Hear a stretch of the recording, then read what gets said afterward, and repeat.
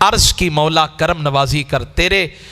اس مخلوق نے میں نے بڑا سمجھایا، بہترا سمجھایا، لیکن یہ کلمہ پڑھنے پر تیاری نہیں ہے، اب کرم کر ان پہ عذاب نازل فرما۔ اللہ نے فرمایا میرے پیارے نبی فلاں آپ کی قوم میں جو مٹی کے برتن بنانے والا ہے نا اس کے پاس چلے جائیں۔ اب اللہ کے نبی چلے گئے،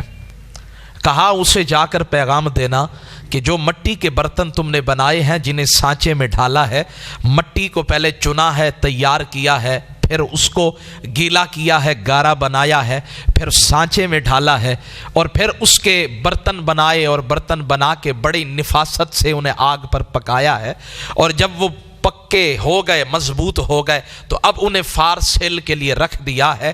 اب ان مٹی کے برتنوں کو اپنے ہاتھوں سے توڑو۔ تو اللہ کے نبی چلے گئے، حکم رب ذوالجلال تھا، چلے گئے، جا کر پیغام جیسے تھا ویسے دیا۔ تو انہوں نے کہا حضور بات یہ ہے کہ ان برتنوں کا کوئی قصور نہیں، میں نے بڑی محنت سے جاں فشانی سے میں نے مٹی چنی، کہاں کہاں مارا پھرتا رہا، اور مٹی چن کر میں نے گارا بنایا، اور پھر اس کو سانچے میں ڈھالا، پھر اس سے برتن بنائے، آگ پر پکایا، اور آج آپ کہتے ہیں کہ میں اس کو اپنے ہاتھوں سے توڑ دوں۔ اللہ کے نبی نے اللہ کی بارگاہ میں عرض کی یا اللہ وہ یوں جواب دیتا ہے، اللہ نے فرمایا وہ خالق مجازی ہے،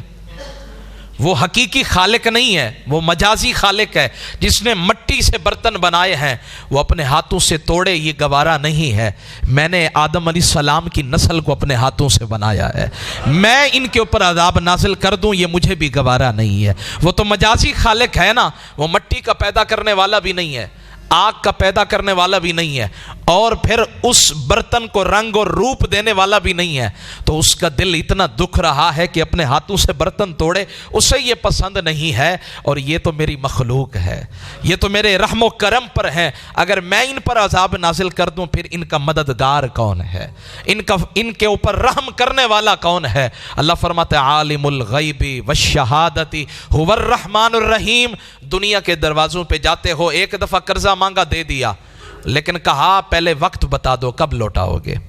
دن بھی مقرر کر دو، وقت بھی بتا دو، نہ اس سے ایک لمحہ آگے ہو نہ پیچھے ہو،